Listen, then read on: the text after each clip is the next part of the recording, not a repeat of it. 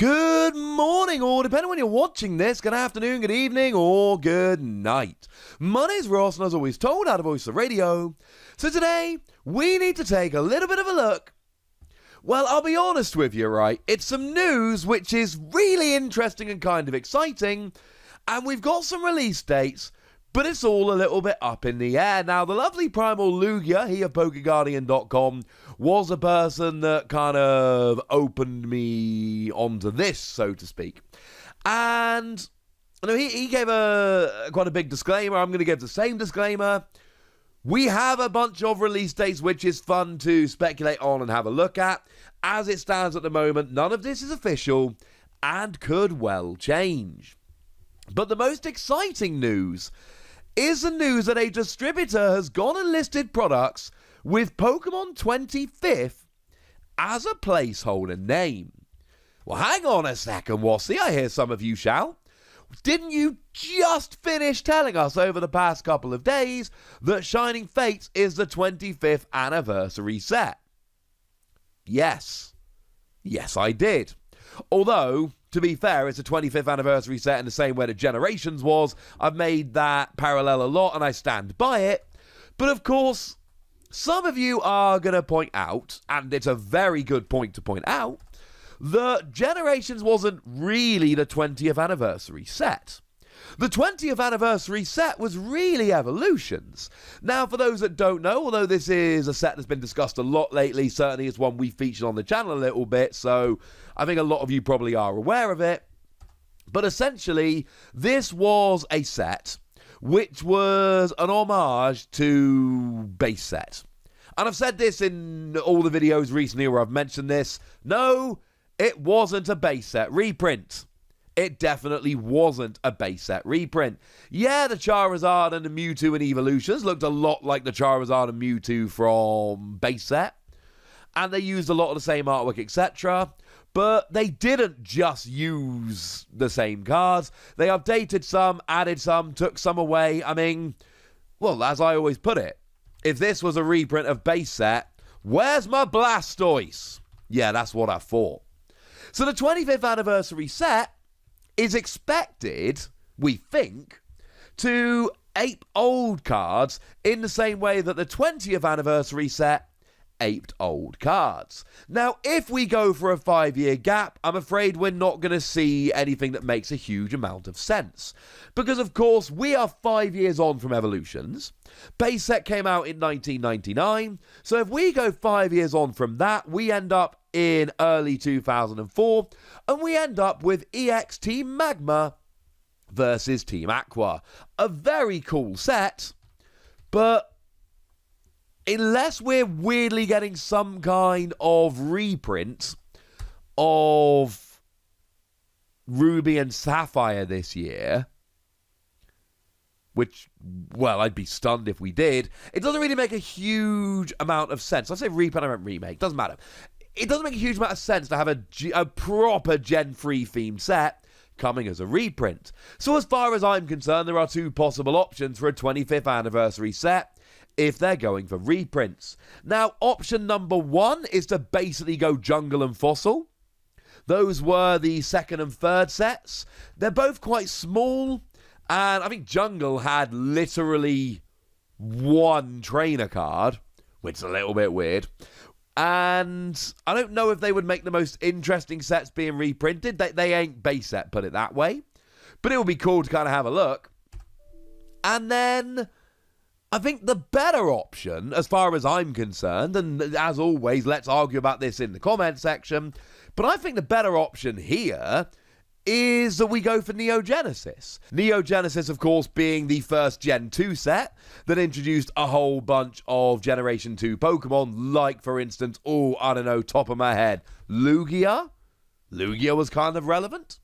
So this would make a cool reprint set. It's still old, it's still got nostalgia attached, but the problem is, if we go for a reprint of Jungle and Fossil, as well as them being kind of underwhelming sets, we've also got the whole, it is going to be very similar to Evolutions. Choosing Neo Genesis would really help to shake things up. Of course, what we could do instead is go a little bit further forward and actually go for EX Ruby and Sapphire. Now, that has the exact same problems that I just told you about with Team Aqua versus Team Magma.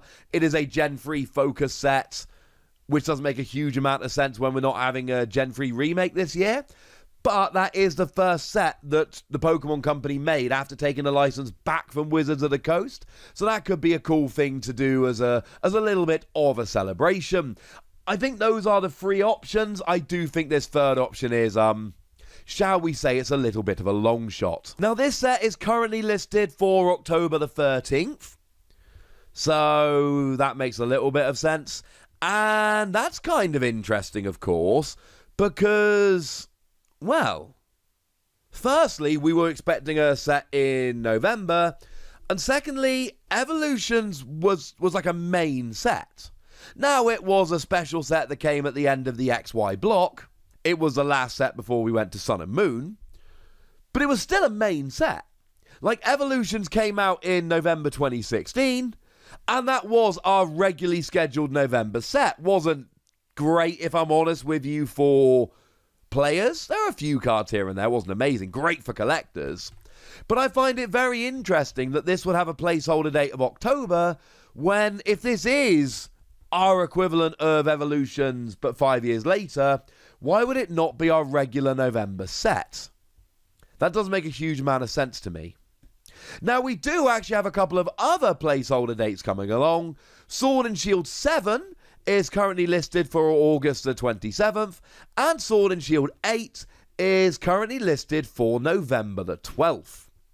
Now, this does, by the way, Sword and Shield 6, if anyone was wondering, is currently listed for June the 18th. But we said that before.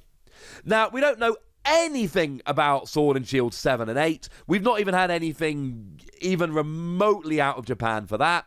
In terms of news coming out of Japan, we've gone as far as Sword and Shield 5A, which is a set featuring Urshifu and some Pokemon like Galarian Slowking, for instance. So still focusing on the DLC for Sword and Shield, but moving into the Crown Tundra rather than just being on the Isle of Armor. Although, apparently more Urshifu, because we need infinite Urshifu, apparently. Kind of like Arceus. So, this is interesting to me. I told you in videos recently where we've been looking at release dates and all of that it doesn't make sense to have a set releasing in December.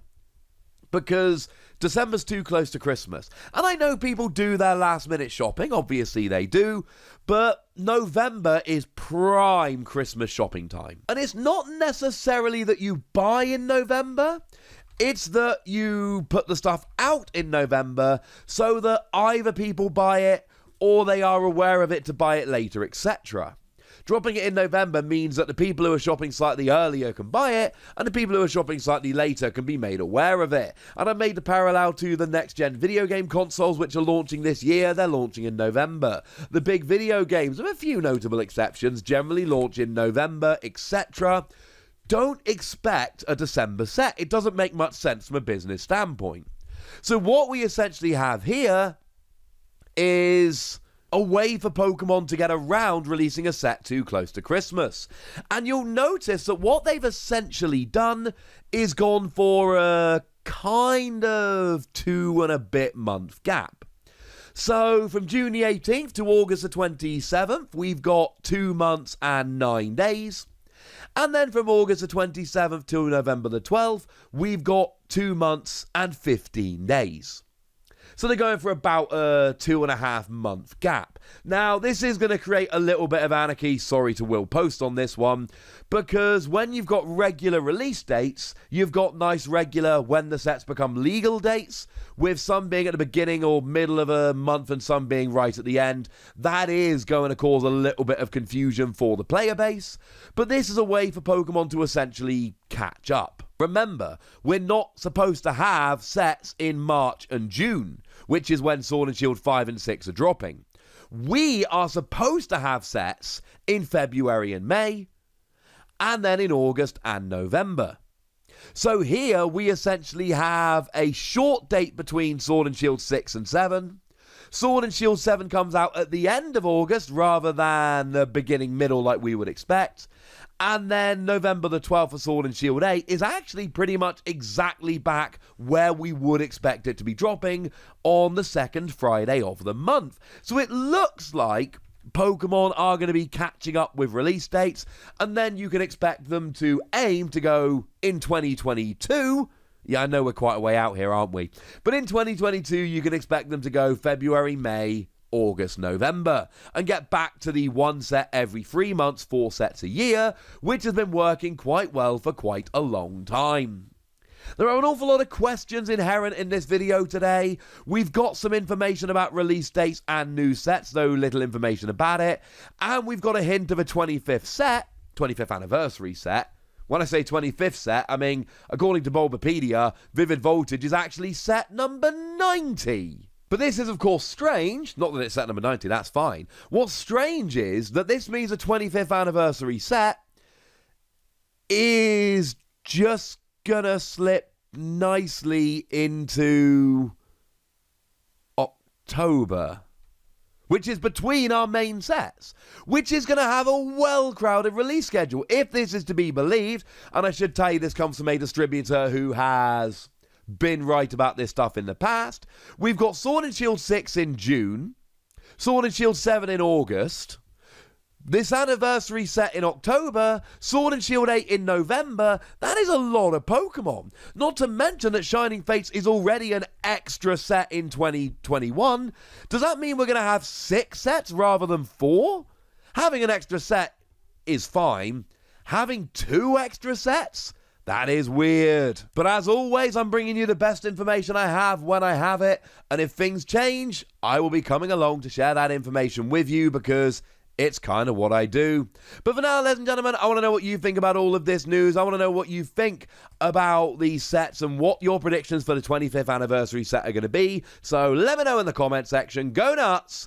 Be nice. And then make sure you like this video, subscribe to this channel, follow me on Twitter at TheWazzy, and Twitch for some live action at twitch.tv/PTCGRadio. If you want to support the channel, get some bonus podcasts and all that good stuff, head on over to patreon.com/PTCGRadio, where you can do exactly that. But by far the most important thing, as always, look after yourselves till next time, would ya? Thank you very much for watching. My name's Ross, and you've been watching PTCG Radio.